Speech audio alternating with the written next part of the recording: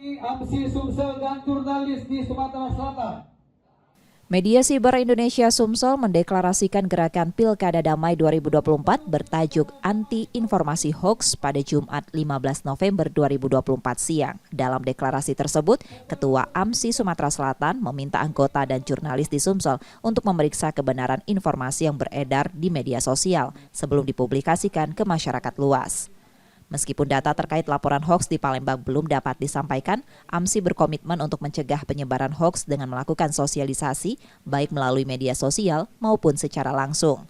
Di dalam AMSI ini, khususnya di AMSI, kita mempunyai program itu namanya Cek Fakta yang memang sudah ada patennya di kami akan memantau setiap kejadian yang ada di Sumsel ini. Dari setiap video, setiap foto itu akan ada tool-toolsnya tersendiri cara memeriksa apakah ini pemberitaannya hoax atau asli. Jadi melalui Cek Fakta kami akan mengawal pilkada ini menjadi damai dan menjadi berjalan dengan baik. Selain itu, AMSI telah memiliki program Cek Fakta untuk membantu menanggulangi pemberitaan hoax di Indonesia. Yudi Kiswanto, Kompas TV, Palembang, Sumatera Selatan.